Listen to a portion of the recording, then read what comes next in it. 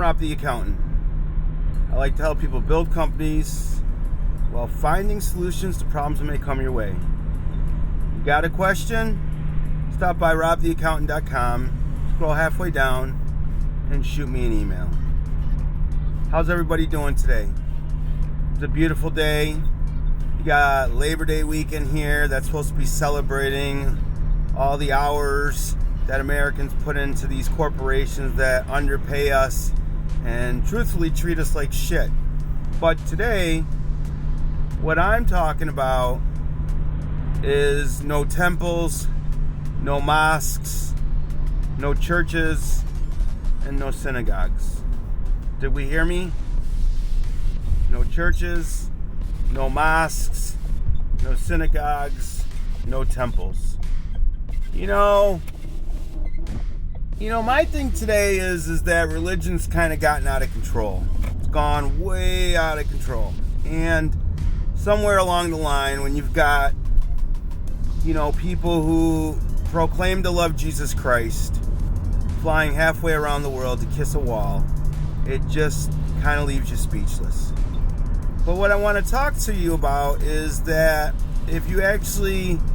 Let's start with the fact that all the religions, Muslims, Catholics, Christians, and Jews, all come from the same Abrahamic God, or Abraham, the God of Abraham, or the God's son or chosen Abraham. Who gives a crap? But we're all interconnected. Muslims are an offshoot from Abraham cheating on his wife. Well, and he didn't really cheat on his wife. He just didn't think she was going to have a baby, so he slept with the maid, and then when he had a baby with his wife, he sent the maid and the baby out to die, and there's your lineage for, where Islam begins and where it shoots from. And, Jews are from Jesus Christ and the start of the Bible and Israel, so, and then Christians is, the life of Jesus Christ on the planet, right? And each person has their own views. And each book has its own belief structures. Right, wrong. I think fundamentally they're really, all of them got some truth to them. But the thing that bothers me the most is this thing with church, right? Because in my Bible, the terrible King James Bible, instead of the story of Jesus Christ, it's the King James Bible. God, in the Old Testament, destroyed most of the temples and churches. And Jesus was no fan of them either. In fact, the Tower of Babylon, I think, was the last temple attempted to be built to defy the Lord with man's arrogance, trying to reach the pillars of God in heaven. And, that's why we have all these different races and cultures, is because, he didn't like that and he stopped that project real quick. But if you look at the Bible in a lot of its areas, God has destroyed temples. He used Samson and Goliath to take down the temple where they were gambling. I'm not sure if it was pagan. I apologize. I'm not versed in every single thing.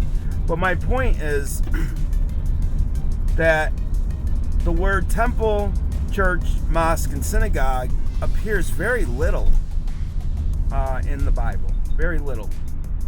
Probably less than 10 instances.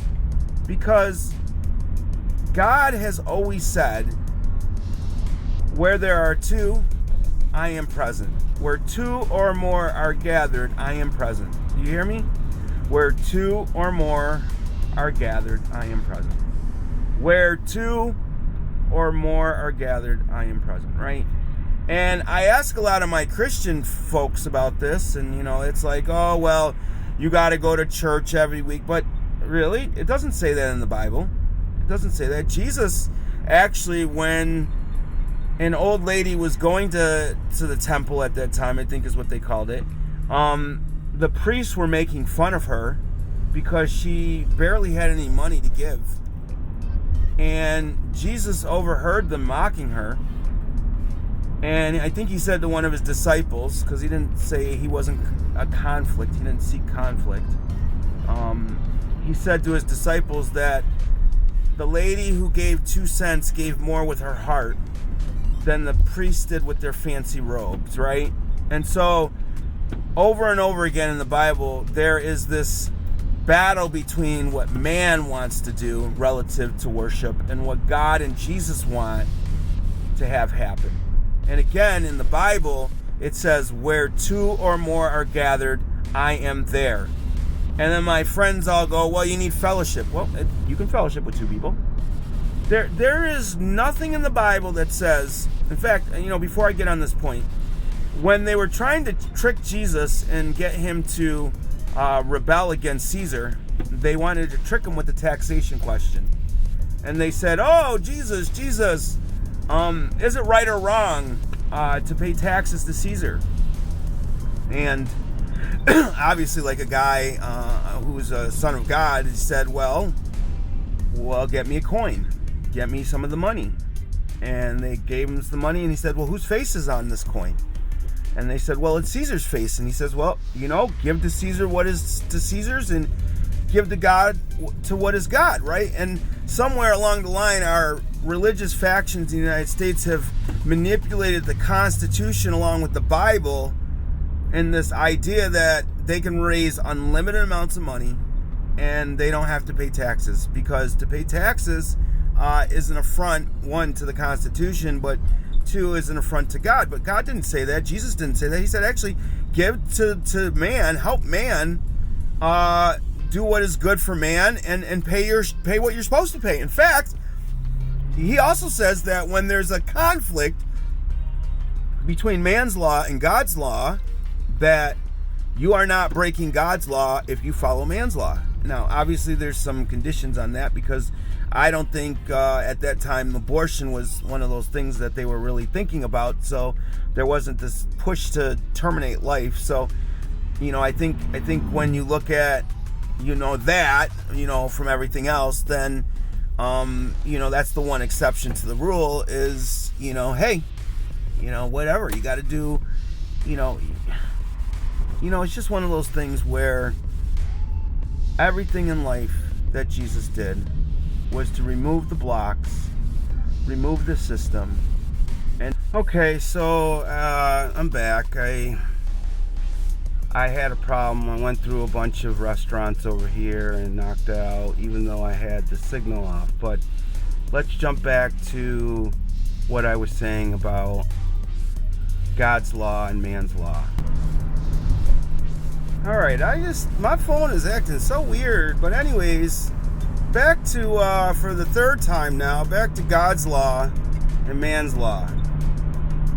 And Christianity specifically has perverted it. They raise unlimited amounts of money. They politic from the pew. They openly support political candidates. And they use God's money to support things that God would never support. And so what I'm trying to say to you is that when people tell you that you got to go to temple, church, mosque, or synagogue, why? Why? In every single book, mostly every single book, it says, where two or more are gathered, I am there. Where two or more are gathered, I am there. And, when you look at all the money that is spent on churches, a lot of them file 503Cs, which make them exempt from reporting requirements. The government's not going to go do anything. Alright, so it's pretty hot in my car. My phone keeps burning out. So we'll just keep going until then. But the point is, if you look all over your community, all you see is huge Catholic churches. All you see are big Christian churches.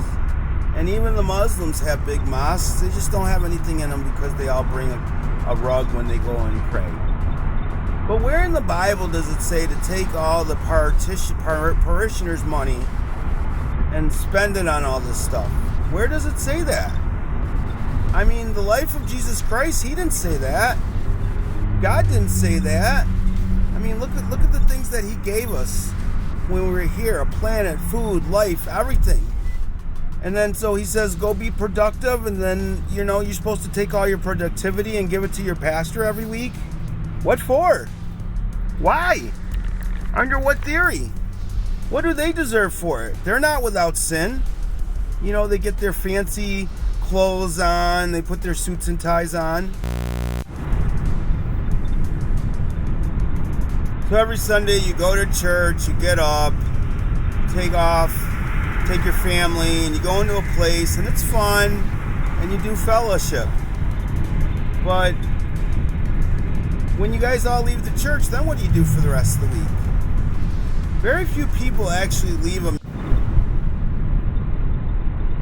So my phone keeps dying here because of the heat, and I want to get to the point of this.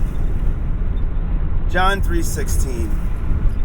Love your Lord, believe in Christ. It's the only way to heaven, at least for my idea, right or wrong. But if you really want to have fellowship and you really want to have fun with people, have fun with people who are... So grab a friend, grab a Bible, and fellowship together. Because where there are two of you, he promises to always be present. And you know what? When it's just you and your friend, no matter how many they are, you don't need to pass around the offertory plate. You don't need to worry about all those things. You don't need to take money from anywhere. Because somewhere along the line, when you really think about it, everybody wants you to have faith. Faith in your Lord, faith in your Christ. But they don't live like that, because the mere idea of passing the offertory around every Sunday to take money from people who are hungry, from people who need it to feed their families, to put clothes on the back of their children. And all these churches, a majority of them, take the money to build big churches with TVs and all this fancy stuff. I'm here to tell you, Rob's here to tell you, it's just not right. I just don't think it's right. And you know what? If you're right, then you know what? You keep doing what you're going to do. Because you know what? One day we're all going to face our judgment. And I'm not your judge. I'm not your jury. But you got to go back and look at the Bible you rely on so much and say, hey, where in this Bible of ours does it say to build these big palaces? And it's just like the temple in the Middle East.